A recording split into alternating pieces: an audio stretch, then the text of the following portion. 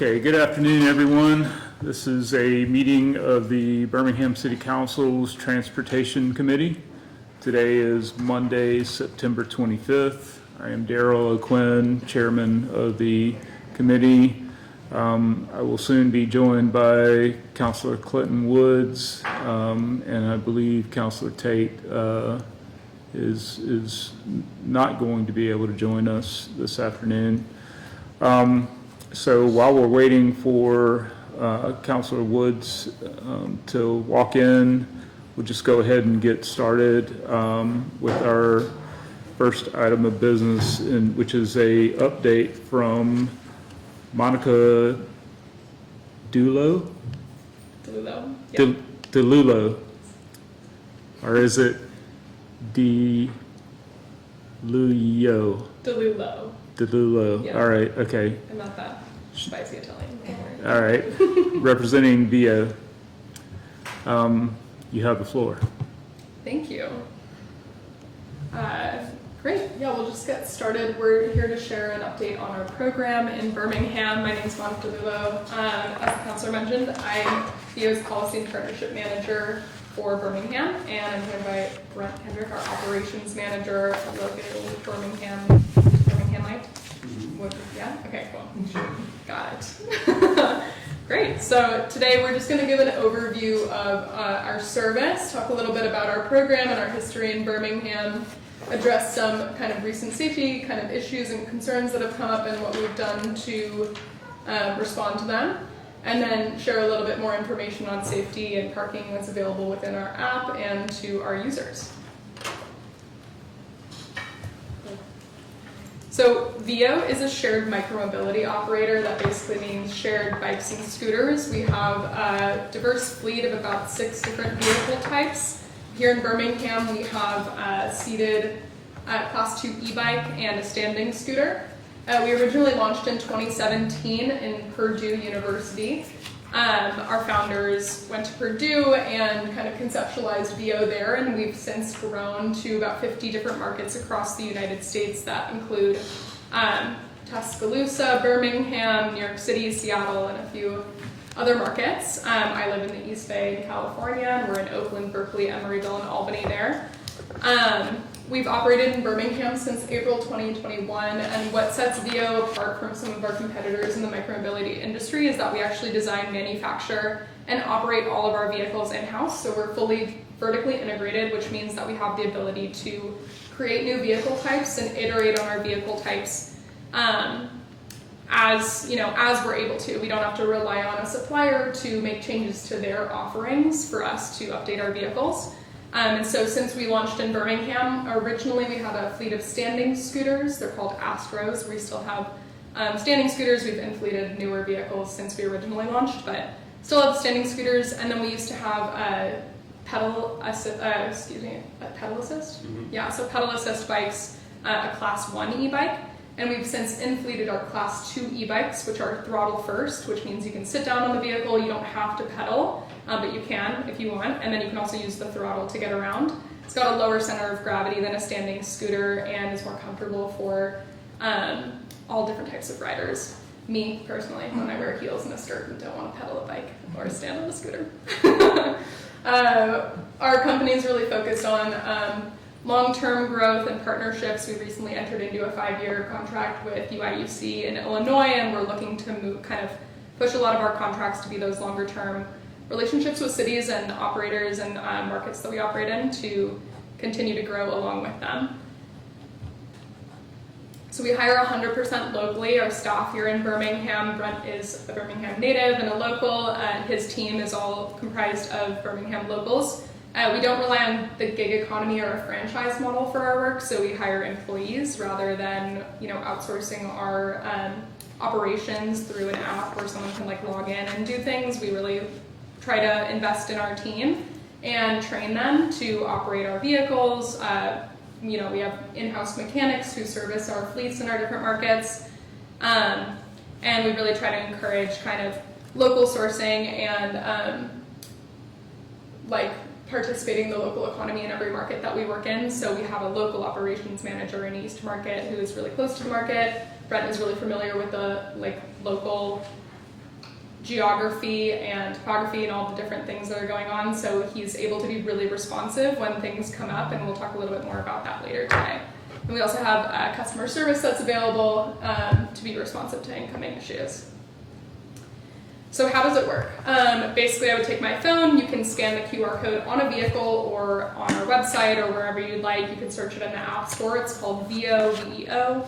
You just download the app. Once you get set up and set up your account, you'll be prompted to take a photo of your ID. We don't store this information locally, but we do use that information to verify that our users are over the age of 18. They scan both the front and back of their ID. And then they can continue to the app where they complete a safety checklist. So we just remind them of our safe riding rules. They check through those and that information. Then they get to a map screen where they can see where all of where the vehicles are in their area, navigate to their closest vehicle, and then using the QR code on top, they scan that QR code, open it up, and get to riding. And then at the end of their ride, they take a photo to verify that they parked appropriately and continue on their way. So what is VEO like in Birmingham? Since we launched in April 2021, we've had over 400,000 rides covering over 850,000 miles, about 2.2 or 2.1 miles per trip on average.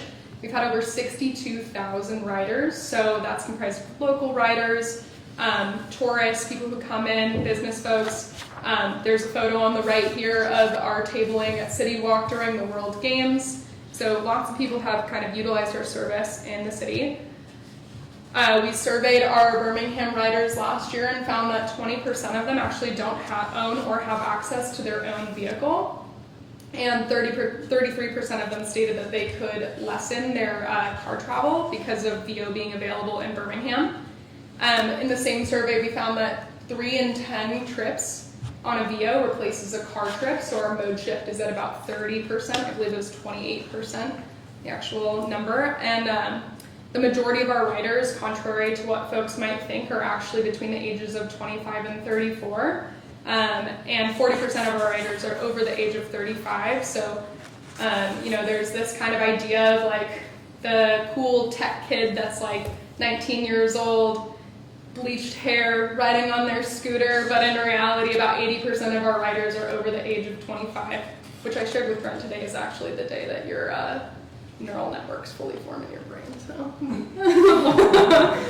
we gotta get in on it. So in terms of community engagement, we like to get involved in the local community. Aside from Brent being like literally the encyclopedia on all things Birmingham, we do engage in a lot of events. We were at the World Games. We served as an integral piece of our transportation ecosystem here in Birmingham during the games. Helped folks get around, worked really closely with BDOT to set up different hubs and add bring vehicles in from Tuscaloosa during the games to support the increased travel. We've been a sponsor of Sidewalk Film Festival for the last 3 years, and so we'll hand out like little boxes and promo cards for their VIPs who come, give out little like promo cards, and they get discounts on their VEO trips. And then during the games, we put little promo hang tags on our vehicles where people could scan and then get a discount on their ride if they were riding to and from Sidewalk. And then we participate in Furnace Fest this past weekend. We partner with the Alabama Coalition on Clean Energy and several other organizations here in the city. This is a quote that was genuinely pulled from our survey. I promise I didn't make this up, as awesome as it sounds, but I read it and I was like, we have to read this out loud. This constituent said, having VEO in Birmingham has connected parts of my city that were not walkable, and that's been amazing. It's leading to more bike lanes and an overall more safe and walkable city. I will be reaching out to them to join our marketing team later. Very well put. So as folks are aware, we've seen the mayor's call on Facebook recently regarding folks congregating in certain places and engaging in potentially violent behavior. And so we've heard issues and concerns raised by our partners at BJCC that they were worried folks were getting around on VEOs to come to these events. And so we wanted to make sure that we were responsive to those concerns as they arose. We've been working alongside Christina at VDOT and other partners to be responsive as things come in. We've increased our geofencing restrictions around BJCC. So basically geofencing means like where you can and can't ride. As per our app, each vehicle has a computer built into it essentially that when it enters a certain location will either work or it won't work. That's how, like, if you're riding around Birmingham and you get to the city limit, like your VO is not gonna, the motor is not gonna continue to go after you get outside of that geofence.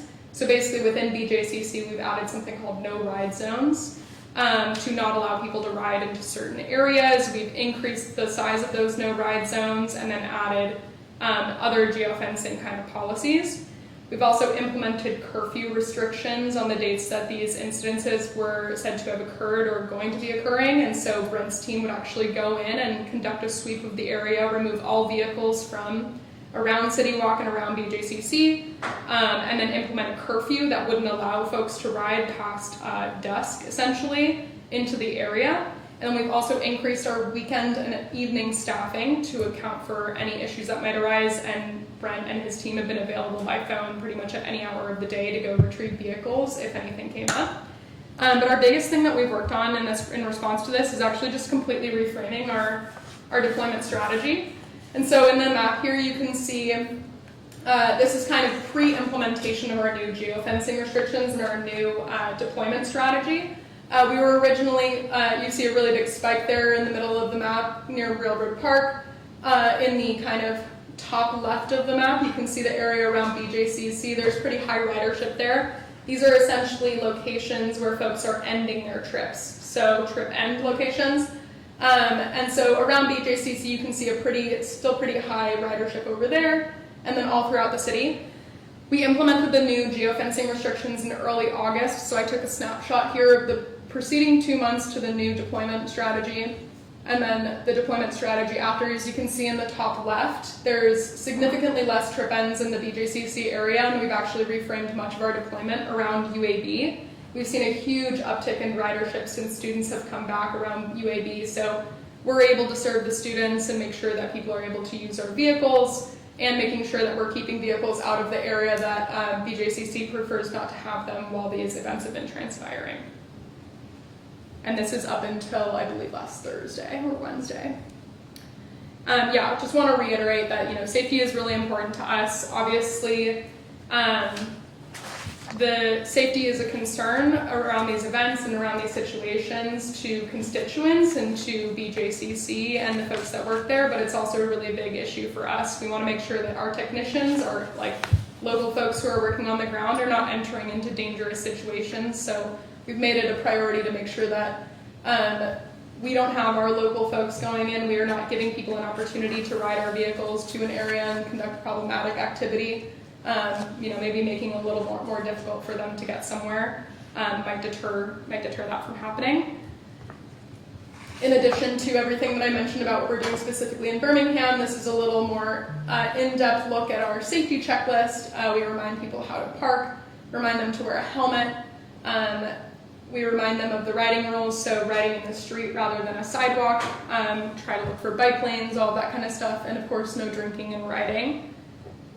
This is a little bit of information about our customizable geofencing technology that I talked about earlier. So in addition to those no riding areas, we have no parking areas. So maybe we want to allow someone to go through but not stop in a location. We can make it a no parking area. We can allow for slow speed zones. So all of our vehicles are capped at 15 miles per hour, but in a slow speed zone, they're capped at 8. And so it just kind of slows traffic to a more manageable speed in high pedestrian areas. And our GPS is pretty accurate. It'll be enforced very quickly once it pings within a geofence. And we have an accuracy of about less than 3 feet, which is great because if you're looking for a vehicle, you can see okay, what corner of the street is it on? Is it not just here? You can kind of see where it is in the app and then navigate to the vehicle. And it also makes geofencing technology more accurate when the GPS is more accurate. In addition to all of this, VIO has a proprietary technology called VIO Voice, wherein the computer on the vehicle will actually speak to the user. And so if you've ever unlocked a VIO, you might hear it say, "Hi, welcome to VIO." It wasn't me that recorded it. I know you all were thinking, don't worry.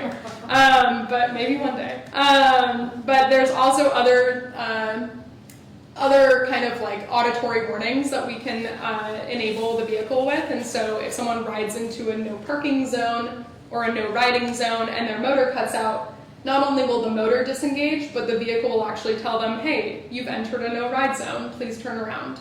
I encountered this in a slow speed zone, and the vehicle started to slow, and I was like, oh no, is the motor cutting out, is the battery? And almost immediately the vehicle was like, you've entered a slow speed zone. Your speed has been capped at 8 miles per hour or something. And that was really helpful because when you're actually on a trip and something like that happens, it can be dangerous to just like stop where you are and pull out your phone and try to figure out kind of what's going on. And so having the VO voice technology has been really helpful for users.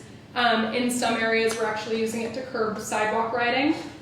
So in Berkeley, California, near where I live, we have no sidewalk riding reminders that go off. And so if you're riding on the sidewalk and the VO says, no riding on the sidewalk, just a reminder, no riding on the sidewalk, it's pretty embarrassing. You probably are going to get off the sidewalk. And so we found that that's been useful in some of our markets to just help curb folks from riding on the sidewalk. It's more of just like a public embarrassment kind of thing, more than like forcing them off, but it works. And then these are some of our more on-street parking solutions. So in addition to the stuff that's in our app, all the digital stuff, we do have painted corrals. The photo on the left here is a painted corral in Birmingham, and we're actually working with the city now to install more of these painted corrals around UAB, and then hoping to kind of revamp our on-street infrastructure in other parts of the city as budget and time allow. And yeah, we're using these like stanchions and different things to kind of cordon off different areas so people can't park their personal vehicles or cars there. But it allows for more, easier to navigate micromobility parking, makes it easier for people to park appropriately. Kind of giving them the most obvious thing is always the best. And then this is our approach for kind of parking compliance within our app. So we have parking reminders. That's on the left there is like a recommended parking pin. We remind people how to park, and so when you're done with your trip, you will have to take a photo. And then if someone, say I park inappropriately, and then I either don't take a photo of the vehicle or I take a photo of the ground or something like that, and one of our technicians comes upon the vehicle to move it, and we see that it's parked inappropriately. We were actually walking around UAB this morning, and Brent issued a violation on someone who had parked directly in the middle of the sidewalk. So when we come around along that, we take a photo ourselves, and then our customer service team will compare the photos to each other, and if we see, oh no, this person actually parked appropriately, but then they moved their vehicle, we won't issue a violation. But if we find that they did not verify their appropriate parking, we will issue a violation. And so a first violation would be a warning to someone, and then they escalate from there, and we'll find the user, and then if they get a fourth violation, we actually remove them from the platform because we don't tolerate inappropriate parking behavior. And the violation fines actually go toward Brent's team having to go out and remove these vehicles and move them to an appropriate parking location frequently. This is a little more snippet from our rider survey last year, or earlier this year. We found that over 70% of Birmingham riders report feeling safe or very safe when riding VO in the city, which is great. That's higher than many of our other markets, which is really exciting. Half of riders indicated that more bike lanes would increase their feelings of safety. And so, we've been advocating for, more bike lane infrastructure, more parking infrastructure in the city. And we've written several letters of support for BDOT to advocate for funding and safe street improvements in Birmingham. I think like 5 now. Super exciting, and I know you were awarded one of them. Yeah, super exciting. And so we are also offering to, allow, or we're not offering. We have made our data available to BDOT and to UAB and other partners to see kind of where are trips happening, where are people riding, where are they parking, where are they starting their trips, and we're using that data to inform where we should put more bike racks, where bike lane improvements should go, and all that kind of stuff that you wouldn't necessarily have available to you from everyday personal riders because we don't have their GPS data, but with VO and micromobility, we do have the data available, and it's helpful to be informed of kind of where people are taking these things, like where are you riding a bike in the city. Before, all that data was really anecdotal and survey-based, but now we have physical data showing where people are riding, which is really exciting. Cool. Lots of words. Thank you so much for your time. I put up our contact information here. We do have our general inquiry line. You can call in or email our customer service to provide community feedback. birops@voride.com will actually send a message to Brent and I and our local team in case you see something on the street that needs to be moved or need to get in contact with us about an upcoming community event, whatever it might be. That's the best way to reach out to our entire local Birmingham team. And then my email is on the screen as well, and you're always welcome to reach out to me directly. Okay, thank you. Thank you. All right, so I got a bunch of questions. Hopefully, I have plenty of answers. So all right. So, how many scooters do you guys have within the city of Birmingham? Sure. So we're capped at 1,000 vehicles, which allows us to flex up as needed, but we typically have around 650 to 700 vehicles deployed at any time. 650 to 700 Yes. deployed. Okay. What about bikes? It's a mixed fleet of standing scooters and Class 2 e-bikes. Do you know the exact percentage? Yeah. It's probably about 20%, 25%. 25%. Are they cosmos? 25% of the Of the pedal. of the fleet. Yes. So About 150, I would say. yeah, okay, Yeah, around there. roughly 150 bikes. And you mentioned that those are Class 2 e-bikes, so those require that you actually turn the cranks to get them started? No, just their throttle first.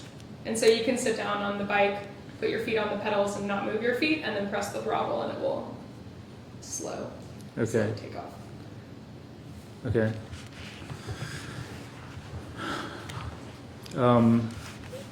Okay, so how many employees do you guys have in the city of Birmingham? 6. Yourself. Okay, 6. And on any given day, how many people are on the clock per se? Typically 3 to 4. And then as we get into the nighttime, we have 1 to 2. Okay, during the day, 1 to 2 in the evenings.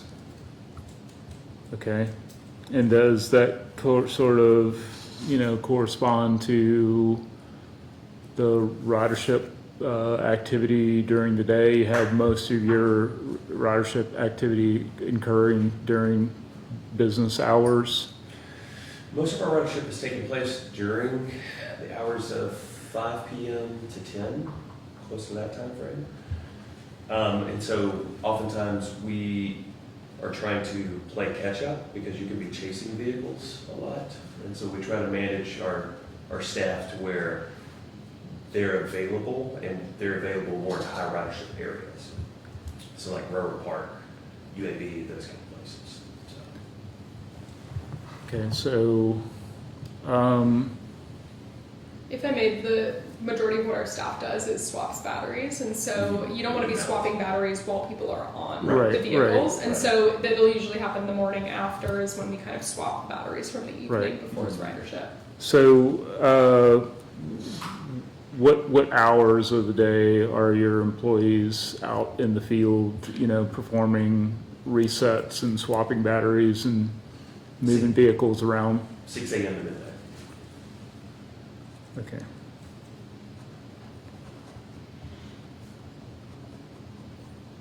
All right.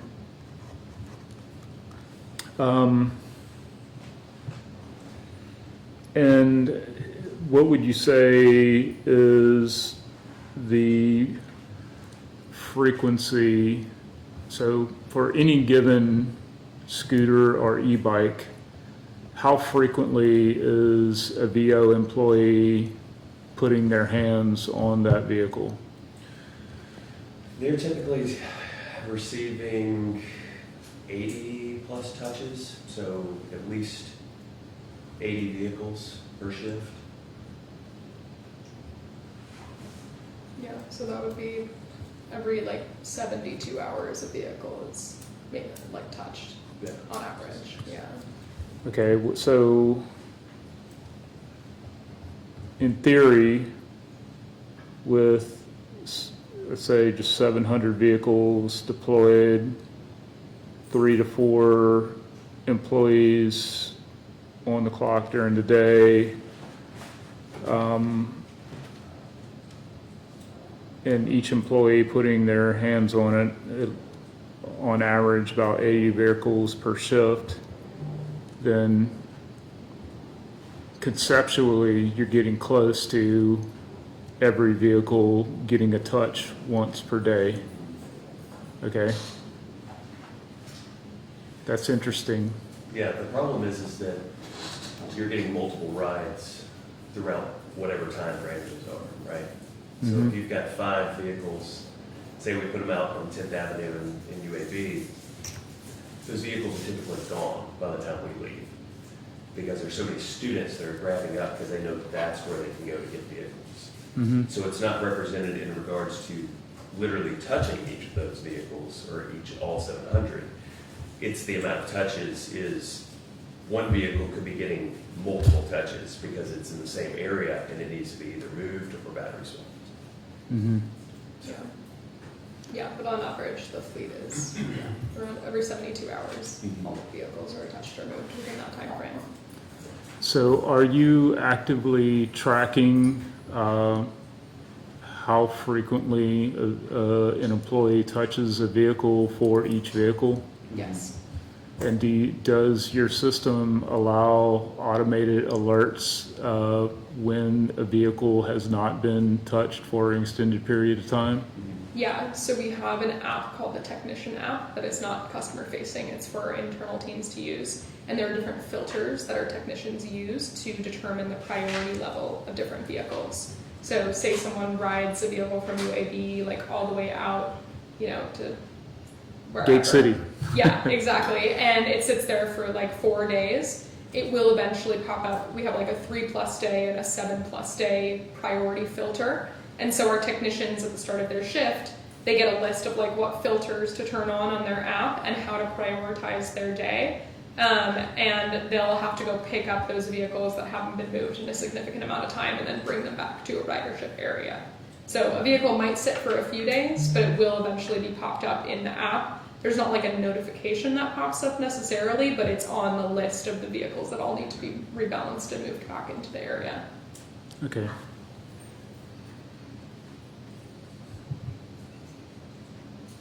So those intervals, so if I'm a resident and I'm, in a single family residential neighborhood, somebody has, gotten a VO scooter to ride from, let's say, Avondale, 41st Street in Avondale, to one of the adjacent single-family residential communities. And I notice that there's a scooter, parked near an intersection. Mm-hmm. In theory, VO employee is getting automated notification at 3 days and then potentially again at 7 days if that vehicle has not been, utilized or moved.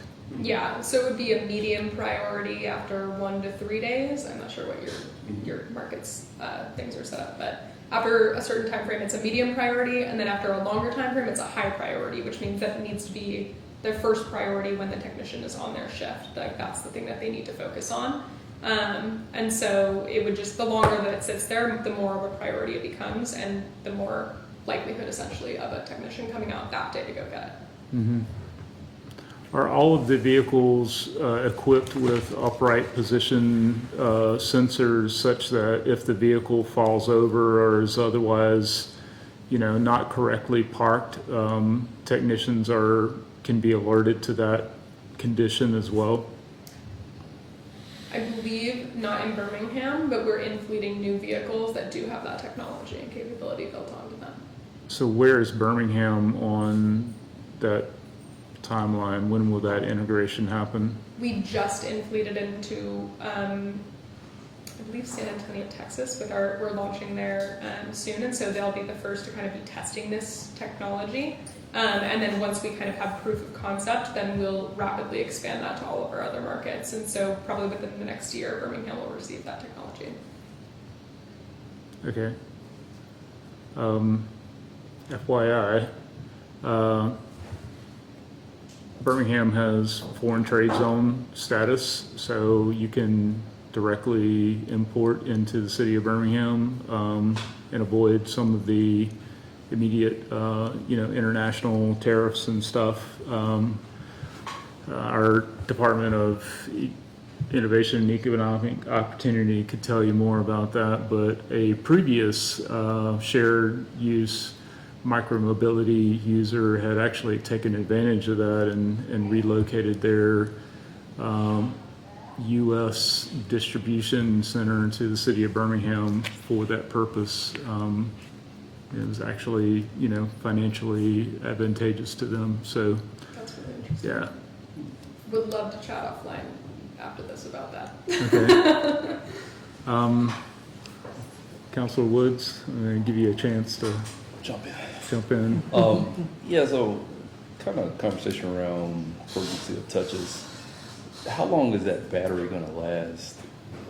How long before the unit just becomes immobile? Yeah, so the battery itself has a range of about 45 miles, and so they last a pretty long time. It really depends on the charge of the battery when the vehicle's left. And then once that original battery dies, we have something called an IoT backup battery, which is basically a backup battery just for the computer in the vehicle, not for the actual movement of the vehicle to power the throttle. And that will last another 3 to 7 days. Which then, if the battery actually dies and the IoT backup battery goes on, it's like the highest priority for our technicians to go and retrieve the vehicle, because once that IoT backup battery dies, we obviously don't know where the vehicle is. And so once the battery gets to 40%, it's a medium priority, and then 15%, it's a high priority. And then if the battery dies, then it's like, now, you need to go get it now. And so that's kind of how the priority system and the battery affects that.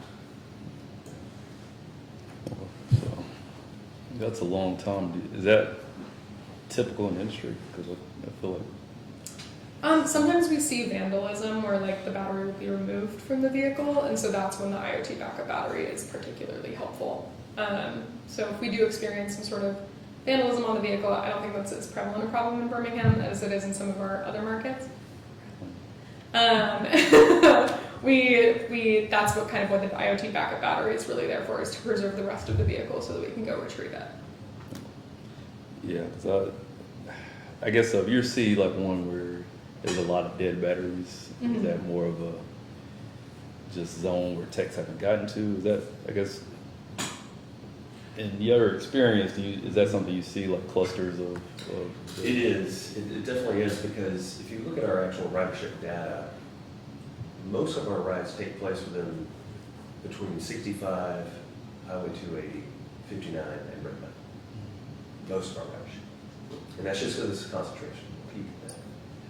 And so, specifically UAB, if you can see here, UAB, we had a big event over the weekend where we had 1,200 rides on Friday alone. And so, that's a lot, especially for this market. So, as of right now, my team is out there trying to catch up, basically. The thing is the way in which we staff is based on, how well our market does, right? So if we hired up, if I was to say I'm going to hire up a couple more techs, over the weekend, there wouldn't be enough work for them to continue on after an event took place. So we oftentimes see this huge surge, and then if it's not sustainable, things can get a little wonky. But most of the time, my techs know where a lot of those hotspots are, so they typically are headed for those areas. Specifically Rubber Park, every morning, that's really big for us. And then UAB. So. Yeah, it's one of the disadvantages to having a full-time team is that you don't just get to add more jobs to your app for random people to pick up. But the advantage is that we have an in-house team who's really specialized in being able to take care of our vehicles specifically. And so it's kind of like a cost benefit there. But so when we do have these big events and we have to play catch up, that's the disadvantage. But then we do have, technicians and, managers and mechanics who are really trained specifically on our vehicles and on the market to understand kind of how our operation works so that they really know how to prioritize things. If they have questions, they can go into a person and actually ask them what's going on. And so it's a trade-off. Yeah. No, I mean, I've actually ride them, so I've had majority good experiences, except for that one time when the battery was dead and I had to walk. But no, I think overall, that battery range is a lot more than what I thought it was. Yeah, it's interesting because the city of Birmingham, the way in which the geofence works, I mean, we're 99 communities, right? So our geofence is actually fairly large compared to, I'm also managing Tuscaloosa. It only works in a 5 square mile area. Here we're working in 30. So we could have a larger fleet here, but the problem is that I've always been kind of guarded against that because I understand that we have to continue to clean up clutter and move vehicles on the road and get them. It's all about really placement for us and getting vehicles in the places that people are going to ride. And so I don't know if this is a question I can get a good answer from y'all on, but I won't say any names, but do y'all feel like in the industry y'all have a longer battery life than competitors? Because I don't have specs on the other competitors' battery life, but I would say probably 45 miles is pretty significant. Obviously that's going to change based on topography and speed and weight of the person that's riding and all that kind of stuff. Those are going to affect the battery life, but we do have, I've found anecdotally riding Vios that they have a pretty significant battery life and can get pretty much wherever I need to go. all right, so this might be a better question to ask. Have y'all seen significant increases in your battery life? Because I don't know why I got it in my head that the batteries didn't last that long. The batteries degrade over time, as any lithium-ion battery is going to degrade over time, and so we do have to frequently in-fleet new batteries and then recycle the existing batteries. So sometimes you come across a battery that just is not great, but we will be, we in-fleet new batteries all the time. Yeah. we actually have to do a yearly battery inspection as well. So we have somebody from our own team come in and inspect all the batteries, and then we have to recycle any that have, I think, up to 10% of the cells are actually dead, and so we have to actually recycle those. So I want to come back to your point you just made about the Birmingham potentially could have a larger fleet. So just a little bit of background. Whenever I came onto the council in 2017, the shared use micromobility was just becoming a thing. In fact, back then, the scooters, were just coming onto the scene, and it was still a conventional pedal bike. That was the most common platform. And, long story short, we had to go to the state legislature to get a law passed to actually create the pathway for municipalities to have this type of for operators to be able to provide this type of service in municipalities. So it's, been following this like literally almost from the start. And it's been an incredibly helpful tool in terms of helping leadership both within the council and the mayor's office and the Department of Transportation in terms of taking a city that has for many decades been car dependent towards being multimodal, and so we're getting there. And I think part of the argument for more infrastructure that is multimodal is helped by seeing people on scooters and bikes on the street. So what would you say is the barrier for more scooters and bikes to be operating here? And just preface that by saying that, equity is a major consideration for us. I mean, it is a requirement within our ordinance. You guys are obviously, meeting some of that in terms of the survey data that you're getting back saying, a lot of your ridership doesn't own a vehicle. We want this to be available on the UAB campus, of course, and, in downtown, but it's also something that is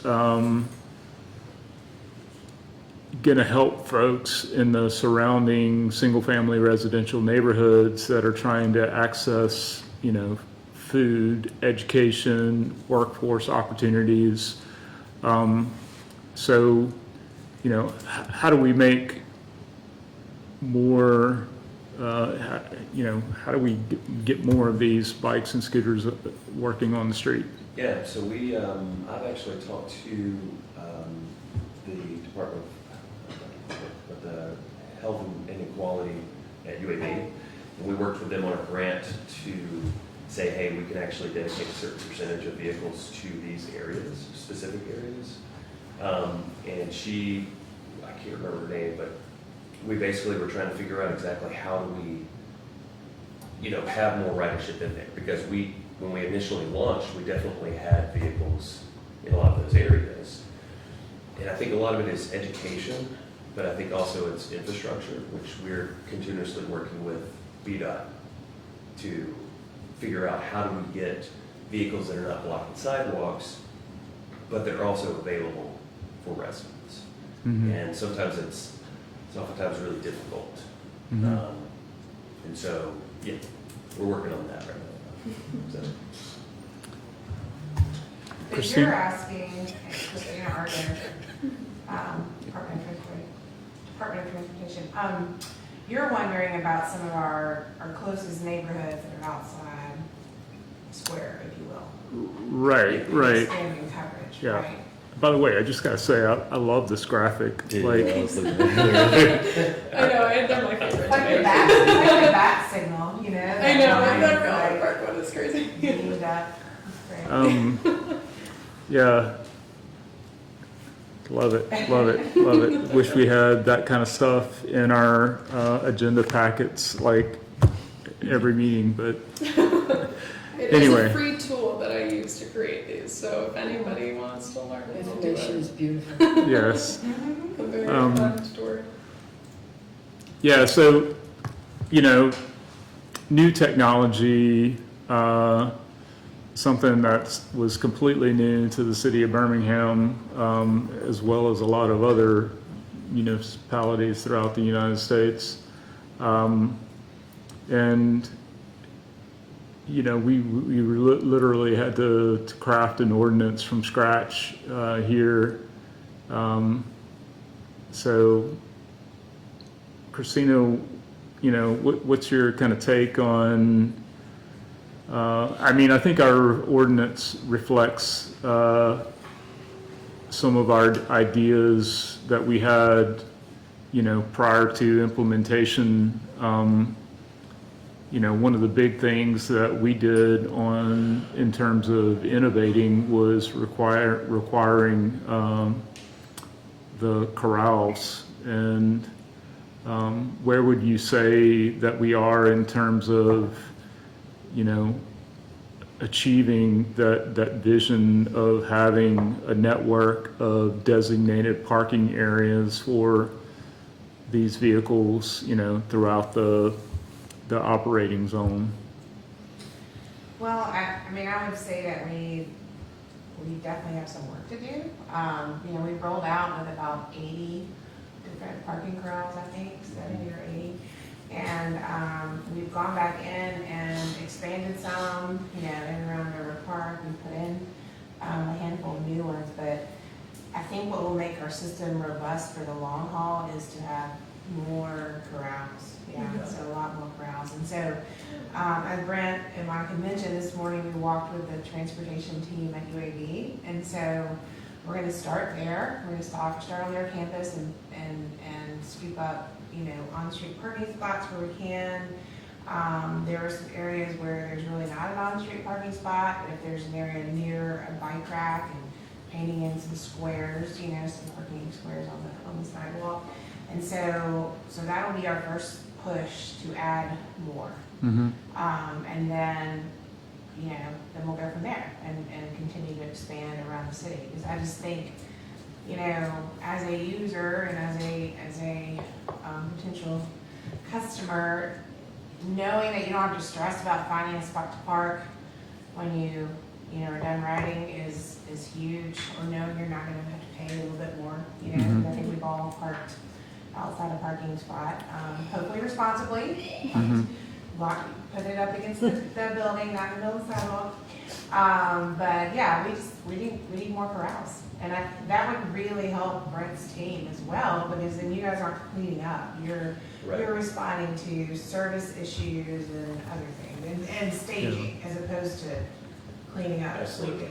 And to the context of adding more vehicles, specifically, yes, definitely need more corrals. So you and I got an email recently from a constituent that talked about how, if I remember correctly, he wasn't, the app didn't allow him to park, to end his ride in the area where he wanted to end the ride. Was that due to the no parking area? Most likely. It was either, Tell us where he was. I can't remember now. He's a downtown resident, and I think, what ended up happening is I apologize, I haven't used a VO scooter in a minute, so but I know that whenever you guys launched, there was actually like a rebate, if you will, if you return your vehicle to a designated parking area, then you get $2 back or something like that. And I think this was a situation where it wasn't that he actually couldn't end his trip until he got to some place that was significantly farther away than he wanted to go. that was probably either forced parking zones, which we have 3 in the city. So, well, we have 2. The other one was BJCC. Forced parking zones, we have one around Royal Park and also around Lakeview District. So that way that, because those are oftentimes high concentrated areas of ridership, you can't end your ride unless you are within those hubs. And that's what helps kind of keep things collected. It's a similar model to the rebate, discount program that we did, just more required in those specific areas. And that's been something that BJCC and Railroad Park leadership have come to us and kind of requested that we specifically have these things available in those areas because they don't want devices kind of parked wherever. They want them in specific areas. Yeah, It's a bit frustrating on the user side if you're like, oh, I want to park here, but I can't. I have to park 2 blocks away and then I have to walk back here. right. But at the same time, it's nicer on the user side because then you know where to go to find the device. Yeah. So Right. like you know, oh, that corner of the park is where I can pick up a VO, and there's more than likely going to be one there because they're not able to park kind of wherever they want. They have to be there. So Okay, so I need to wrap up because I want to give Miss Ellsbury time. Really happy to see that the GPS technology has greatly improved. That's going to be helpful, I'm sure, to you guys. And I'm sure every other city where you're operating is going to be asking for the same thing, but we will be very excited to have the vehicles equipped with the tip sensors. That's one of the things that we hear about quite a bit is not only just, vehicles that aren't where they should be, but they're, in a condition that represents a trip hazard or so on and so forth. So, yeah, appreciate you guys moving us right to the top of the list. of course. Yeah. Well, we'd be happy to come back and do another one of these kind of overviews, Q2 or something like that, spring of next year, if that would be helpful. We love kind of sharing information on our ridership. We'll have conducted another survey by then, so we'll have some data to compare from the previous survey and this newer one, and would love to continue to share information with you as needed.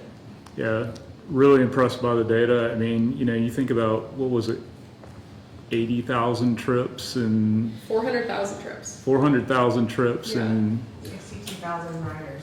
yeah. Yeah. Oh, what, 80,000 miles. Do you know- 850,000 miles, yeah. do you know how many of those 62,000 are unique? Those are all unique riders. Every one of them unique. Everyone, 62,000 individuals have ridden on our platform in Birmingham. Isn't that wild? impressive, Yeah, really cool. very impressive. Can I ask a quick question? Yes, ma'am. Do the corrals have charging stations? Or if you staff the vehicle? They don't. That's right. Yeah, we do charging. So if you've ever heard of like lithium-ion battery fires and stuff like that, that's another plus to us having an in-house team, is that our technicians are trained on how to handle battery fires specifically. So we haven't had any battery fires in Birmingham, but we do have people who are trained on how to handle those, and those really only take place like when a battery is plugged into the wall. And so we charge off-site in our warehouse, and then our technicians just bring batteries and swap them out. Rather than having to move the whole vehicle, they just move the batteries. One more question. Are riders on the highways? No, they're capped at 15 miles an hour. 15 miles an Yeah, hour? so they're going like the speed of a bike, comfortably. Yeah. And the highways are geofenced off. Yes. Geo what? Geofence, so that means Okay. there are no ride zones, so you can't Right, even. riding zones. Yeah. Okay, just curious. We might have had a road rider on. Sure, There someone's was tried. one situation. the road That's probably access tried. way. I don't think we need to get into this. I got stuck on the side. All right. Thank you very much for Thank you so coming. much, yeah. Yeah, let's do a follow-up Yeah. in a few months. Absolutely. Thank you. What did you use to create your chart? It's called Kepler, Kepler, okay. Kepler.gl, and you just go in and you throw your data into the mapping software, and it will, there's a couple of other things you can do to it, but yeah, it's Gotcha. fun. Okay, next up, I asked Miss Elaine Ellsbury, who's a resident of New Pilgrim Towers, which is located in the Forest Park neighborhood. It is a senior living facility, and Miss Ellsbury has been corresponding with me about public transportation and access to shared microtransit. So I wanted to give Ms. Ellsbury an opportunity to sort of share her experiences and concerns. Ms. Ellsbury, you have the floor. So you got to talk to the microphone, and we got a camera over there. Okay, So if you just speak to the microphone, Okay. you'll be okay. I don't want to be rude. I'm over at New Pilgrim Towers, and many of the residents have cars. Many of them don't. Some are disabled, and as you can tell by this shoulder, I'm not driving. And I've had surgeries on both shoulders, so I haven't been driving in a while. And our number 12 bus was taken off the road, and that bus stopped right at the door, and the transportation was limited. It would go down to the Central Market. You could stop at Publix. It also used to stop at Piggly Wiggly, and it would stop at Piggly Wiggly on the return trip, but they eliminated that stop maybe 2 years ago. So you could go to Piggly Wiggly and purchase items, but you have to carry them home. Kind of hard going up the hills over by New Pilgrim Towers. So that's an issue. And now that the 12 is gone, your transportation is, you have to plan your transportation, and our lives are not necessarily planned. We want to be spontaneous, and we want to know that we can catch, ride on a schedule, plan a trip, plan some time to go, or know what time you can go.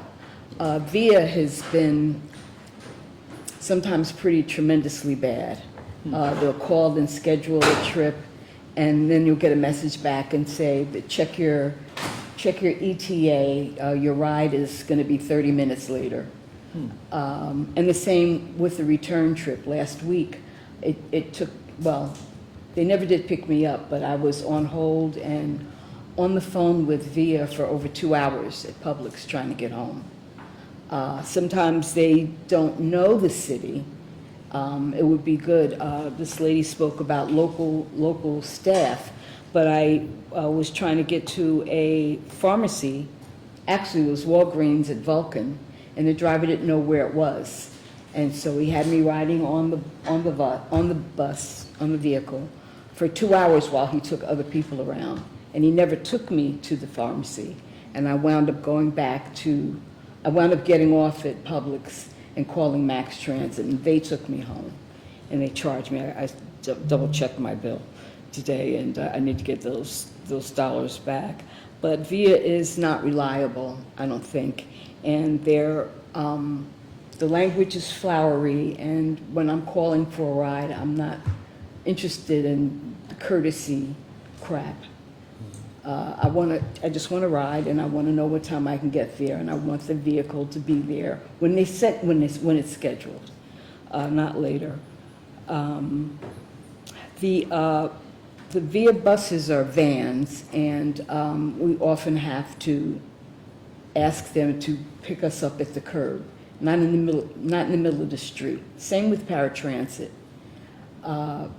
We should always pick up a passenger at the curb, not in the middle of the street, at the sidewalk, no matter where you are. If you're going to the library, if you're going to a store, pick up a passenger where they can get onto the vehicle. Some people aren't as tall as others.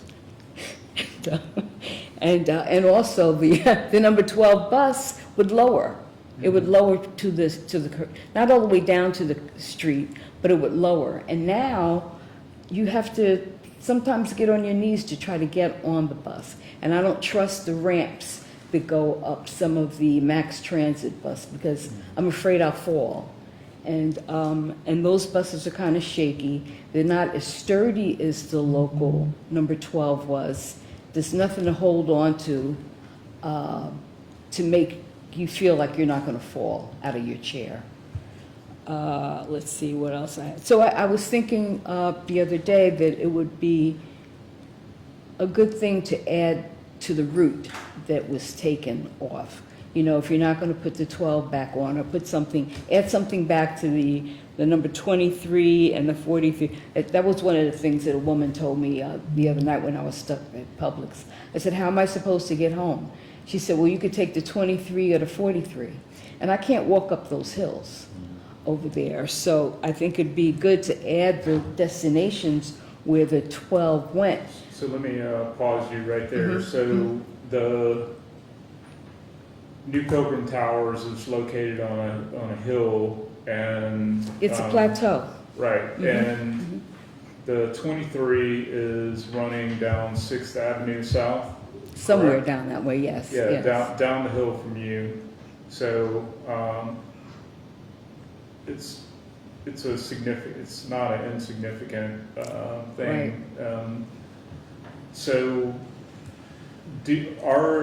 when you request a ride with Via, what platform are you using? Are you calling on the telephone, or are you using the smartphone app? Either or, because your smartphone app, you have to have your location set on your phone. Okay. So initially, it starts off at 802 Center Street. I have no idea where that is. And you have to It's on the west side of town. Yeah, well, it's not near me, and you have to shut your phone down, turn the location on, turn the app back on so that it recognizes your location. Okay. And you can try to work on it that way. Otherwise, you can call directly and speak with someone. Right. And it would be good if those people were local people. Right. And without foreign accents. I can Okay. understand some of the accents from West Africa because je parle un petit français, but I've forgotten most of it. But other accents is hard to tell what they're saying, and they're being polite, very polite. And I'm not the most patient person in the world. I just want to get to where I want to go and come home. Okay. So when you do request a ride, they're telling you that it's going to be 30 minutes before they can get to you. They'll schedule a ride time. They'll say, ride will be here in 20 minutes. And then I may get a call back or a text message back and say, check your app because we've had a delay. We have a shortage of drivers and your ride will be here 35 minutes later than I wanted to So the leave. initial wait time that they told you was 20 minutes. Could be, and- yes. Mhm, And then mhm. maybe 10 minutes after you've spoken with them, you get an update saying it's going to be another 30 Right. or more minutes. Right. And sometimes they'll say, when you're coming home, sometimes the app will have the driver's phone number in it, and said, when you're ready to come home, if you know what time you're returning, let us know. Otherwise, you can let the driver know, and they don't include the driver's phone number, and the driver will say, just call the office. You call the office. And then you get this runaround where you have to call back and call back. That's what happened to Publix. They had me call back 5 or 6 times and waited half an hour each time I called. And my phone I don't have my charger with me.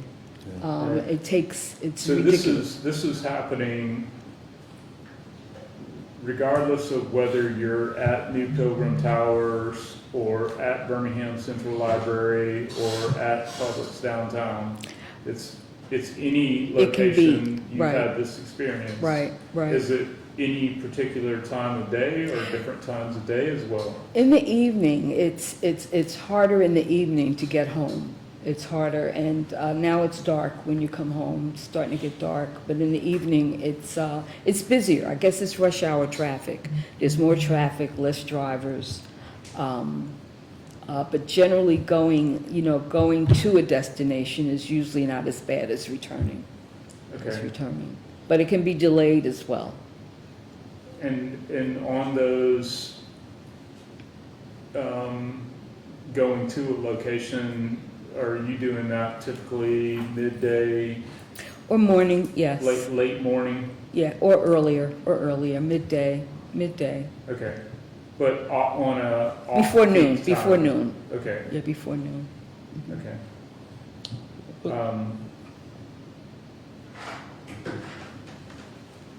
So there was a period of time when New Pilgrim Towers.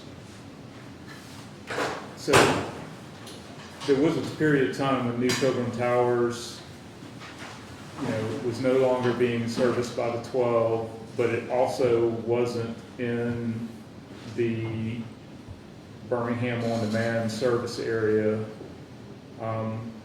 so I'm guessing that has changed now. It's not being serviced by the 12, but it is serviced by Paratransit and Birmingham On Demand. Okay. May 15th, I think, is the date that they switched. But I So- think it was always within the Birmingham On Demand or the Paratransit service if you have an application signed from your doctor. Yeah, that's, Get that. that's the BJCTA VIP service. And you have to call, and arrange an appointment the day before. Right, yeah. So, I mean, what's been your experience with VIP? I mean, you do have the The Paratransit. inconvenience of having to schedule, a day in advance, but, in terms of picking you up within this scheduled window, what has been your experience there? With Max Transit's been fine, no problems whatsoever. It's just that I can't be spontaneous, and I'm a little frustrated. And I may get a doctor's appointment that's scheduled on the fly. And United Healthcare and some of the other medical services want you to schedule a ride 3 days in advance or 2 days in advance, and I may not have that option. So that's why I like the number 12, because I could depend on when it was going to be there Right. and schedule appointments around the number 12 schedule. Have you seen any difference if you initiate your trip with the app versus initiating your trip with the call? Or do you primarily call or primarily use the app? Yeah, for VIA. I try to use the app because the call is annoying. Yeah. I'd rather use the app and get my ride. I don't want to hear all of the apologies and all the greetings and all of that stuff. I don't have that kind of patience. Just I just want to get to where I'm going and get back. I have other things Yeah. to do. Then do you know what's the closest bus stop to New Pilgrim Towers now? Now it's at number 23 or 43. I don't know what the bus number is because it doesn't pass by our street. Do you know where it stops? It stops on 7th Avenue, maybe 7th Avenue down by, I'm not sure where it is. Well, 7th Avenue, it's several blocks over. But it could come up to 34th Street. And I think 34th Street is where Therapy South is and where that restaurant near Walgreens. And make a left and go past Piggly Wiggly. Because the bus used to go past Piggly Wiggly and go all the way down past the golf course and come back up past United Way and scoot around through there and then take us home on 7th Avenue South. So that's one way that bus could travel back and forth, and it would increase the ridership for those buses because the people who live in the building, they want to go shopping as well. And it's another thing, it's an aside, is there was a bus that would take the residents to Walgreens, a couple other stores on the first Saturday of every month. And that bus has been eliminated. So now a lot of people are just stuck if they don't have cars or if they don't have family or someone to ask, someone to annoy to get somewhere. So have you been able to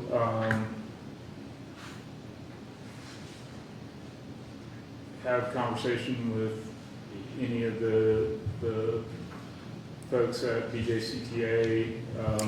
Yes, and they're always helpful. They're always very helpful and understanding, but they can't schedule a ride on the fly. And Right. that's been my Right, when and I'm calling if I need a ride on the fly. It's an Right. emergency, and Right. they can't help me then. Okay.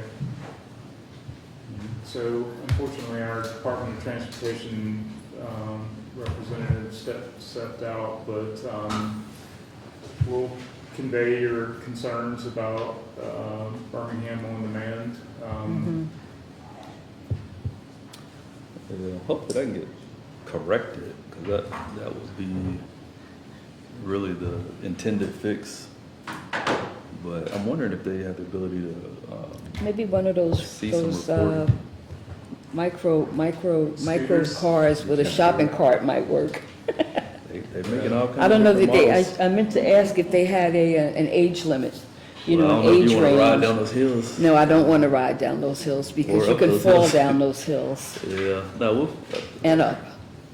They, you know, FYI, there are ADA accessible, I've seen them. shared use micromobility devices. Around the they're parks. Usually like three-wheel versions of the scooters. I mean, so in terms of an action item for us,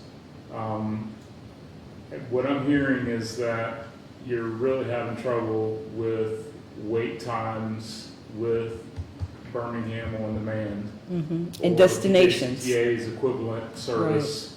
I can't that- get to Central Market anymore without Yeah. taking a couple of buses. That's one of my well, I spots. guess the GPS thing kind of threw, because aren't they using GPS? Like when she mentioned they couldn't find the Walgreens or something like that. Well, she's saying that she normally has location services turned off on her phone. Yeah, but that particular time, I gave them an address, and the driver didn't know where it was. It was going Richard Arrington something south, and he went to Richard Arrington, whatever it was, north, and he couldn't find it, and that's why he drove around for a couple hours trying to figure out where it was. He didn't know where he was going, and I couldn't help him because I've never been there before. Okay, well, unfortunately, we've run out of time. Okay. And, but thank you for Thank you coming. thank you for your And, ear. Councilor Woods, we have one other item to take care of, and that's the minutes from the September 11th meeting. Riveting.